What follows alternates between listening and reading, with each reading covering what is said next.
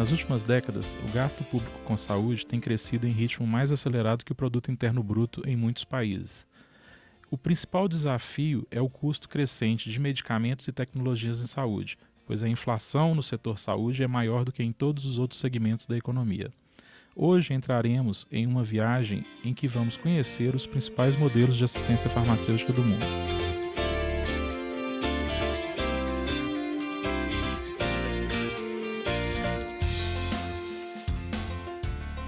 Independentemente do modelo econômico adotado, a maioria dos países proporciona aos seus habitantes sistemas de saúde financiados por meio de receitas de impostos.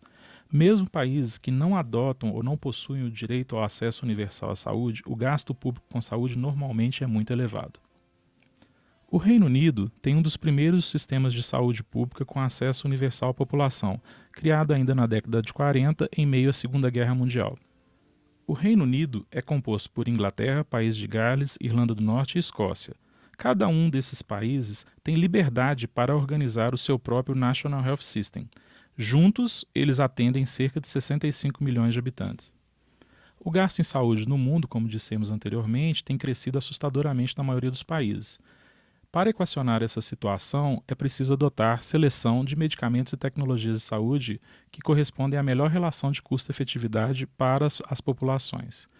Na Escócia, o Scottish Medicines Consortium, conhecido como SMC, foi criado em 2002 e é composto por profissionais de saúde, representantes do sistema de saúde do NHS, da indústria farmacêutica, da comunidade, todos com direito a voto. A maioria dos profissionais tem um papel direto no atendimento ao paciente, garantindo que os pontos de vista dos pacientes e cuidadores sejam levados em conta durante a tomada de decisão.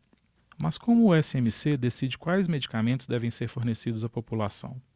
Ao considerar o novo medicamento, são avaliados quais os pacientes se beneficiariam dele, se é tão bom ou melhor do que os medicamentos que o NHS já fornece e, por fim, se tem boa relação de custo-efetividade. Após a incorporação de um novo tratamento pelo SMC, é preciso que os médicos tenham informações científicas suficientes para saber quando e em quais pacientes utilizar, mas a disseminação dessas informações muitas vezes é feita pelo fabricante, fazendo com que o interesse comercial possa influenciar a decisão clínica. Na Escócia, os pacientes não têm de pagar pelos medicamentos. Todos estão disponíveis à população desde que haja prescrição médica. Normalmente, tudo que é aprovado pela Agência Europeia de Medicamentos é fornecido. Todavia, se uma prescrição médica indica um medicamento que não foi recomendado pelo SMC, o prescritor deverá justificar a sua indicação a esse paciente. Ainda na Europa, chegamos a Portugal, país em que existe também o direito universal de acesso à saúde. As demandas da população portuguesa são financiadas também com recursos provenientes dos impostos. Os medicamentos fazem parte desse direito e os cidadãos portugueses têm acesso às prescrições com subsídio do Sistema Nacional de Saúde de Portugal. Assim como na Escócia, o acesso dos medicamentos financiados pelo governo português é realizado por meio do credenciamento de farmácias privadas. Em Portugal, o subsídio concedido pelo Sistema Nacional de Saúde para o cidadão português adquirir medicamentos nas farmácias varia entre 15% e 90% do valor do medicamento, conforme a faixa de renda e o tipo da doença e também do produto farmacêutico que cada médico indica para cada paciente. Em geral, em Portugal, a coparticipação é de pelo menos 10% no custo do tratamento, ou seja, os pacientes têm que arcar com pelo menos 10% do preço dos produtos que são indicados por seus médicos. O Sistema Nacional de Saúde português divide a coparticipação em 4 grandes grupos de medicamentos. Os componentes de cada grupo variam conforme as indicações terapêuticas, a utilização do medicamento e da doença. Vejamos alguns exemplos de cada grupo. No grupo A, encontramos medicamentos como antineoplásicos e imunomoduladores usados principalmente no tratamento do câncer. No grupo B, produtos voltados ao aparelho cardiovascular. Medicação antialérgica entra no grupo C. E no último grupo, chamado D, podem ser incluídos medicamentos e produtos com coparticipação ajustada, por exemplo. O modelo sueco é um pouco diferente do que vimos até agora com Escócia e Portugal.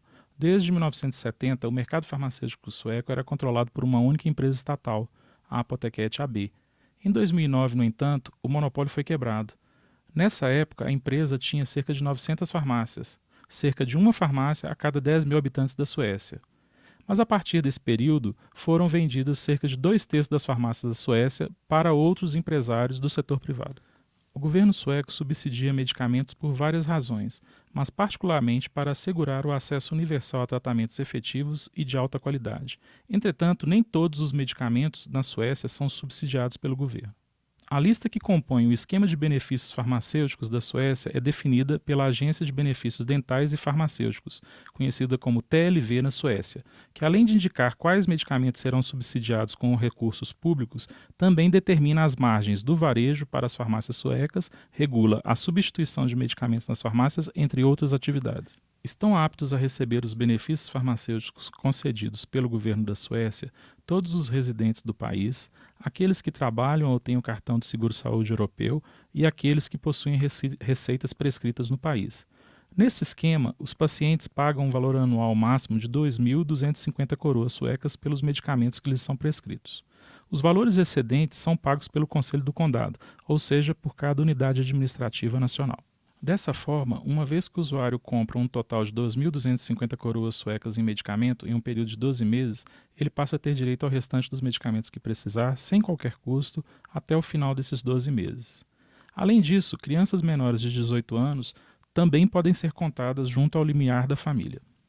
Já o sistema de saúde canadense possui uma estrutura complexa, em que estão envolvidos o governo federal, as 10 províncias e os 3 territórios em que compõem a nação. Essa colaboração entre as esferas de governo também se reflete no financiamento dos medicamentos ambulatoriais prescritos, que não possuem um programa de seguro-saúde nacional, sendo financiados por fontes distintas, incluindo os governos territoriais, provinciais e federal, e planos de seguro privado patrocinados pelos empregadores e consumidores individuais.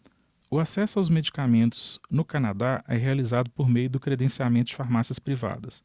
Os subsídios variam conforme faixa de renda, tipo de doença e produto farmacêutico para cada paciente. Os valores de coparticipação também podem variar de província para província. Pacientes que necessitam de tratamento de alto custo geralmente são atendidos por órgãos do governo canadense, que fornecem cobertura, seja na forma de planos específicos definidos para determinados tipos de doença, como HIV, fibrose cística, deficiência do hormônio de crescimento, ou sob a forma de despesas com medicamentos utilizados em situações catastróficas em termos de gasto econômico. No entanto, a cobertura varia de acordo com a província e território. Seguindo nossa viagem, desembarcamos agora na América do Sul. Vamos conhecer alguns exemplos.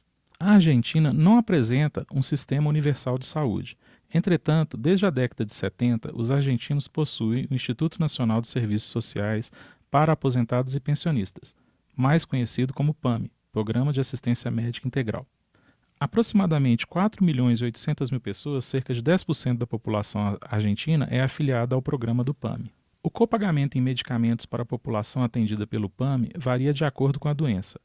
Há 50% de desconto em medicamentos para condições agudas e para doenças crônicas os descontos variam de 50% a 80% do custo dos produtos. Já os medicamentos para diabetes, o programa paga 100%, incluindo agentes hipoglicêmicos, insulina, tiras para medição de glicerina, dentre outros. Além dos medicamentos para diabetes, outros medicamentos também são totalmente cobertos pelo programa, como medicamentos para tratamento do câncer, HIV e outros tratamentos especiais para pacientes com deficiências. O programa também conta com subsídio social para medicamentos ambulatoriais. Além disso, aqueles que vivem em vulnerabilidade social e que não podem custear nem os medicamentos ambulatoriais com desconto são credenciados a receber um subsídio social que cobre 100% dos custos dos medicamentos necessários. No Brasil, existe um Sistema Único de Saúde, criado em 1988, que é público e que conta com cobertura universal. Somado ao sistema de seguro-saúde privado, o SUS atende uma população de cerca de 200 milhões de habitantes. A assistência farmacêutica no Brasil é organizada em componentes, que são financiados pela União Federal, estados e municípios. Estes entes são responsáveis pela gestão de todas as etapas da assistência farmacêutica. O acesso aos medicamentos providos por fundos públicos se dá em farmácias públicas, de forma gratuita. Para ter acesso, o usuário precisa ter em mãos uma prescrição feita por um profissional de saúde.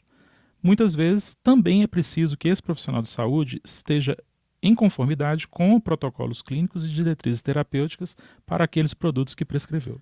Nos últimos anos, foram criados programas e serviços públicos que buscaram estruturar farmácias comunitárias para a dispensação de medicamentos que compõem a atenção primária, como o Programa Dose Certa do Estado de São Paulo, o Programa Rede Farmácia de Minas no estado de Minas Gerais, além da Farmácia Cidadã no estado do Espírito Santo.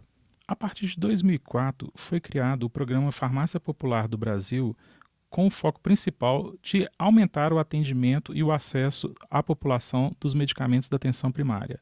Todavia, a novidade desse programa é que ele vendia medicamentos a preço de custo e não mais os dispensava gratuitamente. Nesse modelo, as unidades estavam sob a gestão da Fundação Oswaldo Cruz, em parceria com uma das esferas de governo. Em 2006, o Programa Farmácia Popular do Brasil foi modificado pelo Ministério da Saúde e passou a credenciar farmácias privadas para distribuir medicamentos para algumas doenças crônicas. Para ter acesso a esses medicamentos, o usuário deveria entrar com um copagamento em alguns produtos e em outros obtinha de forma totalmente gratuita. Diante do que vimos até aqui, podemos observar grandes diferenças entre os modelos de assistência farmacêutica adotados nos diversos países do mundo. A partir disso fica a pergunta: teria alguma alternativa melhor que o atual modelo brasileiro?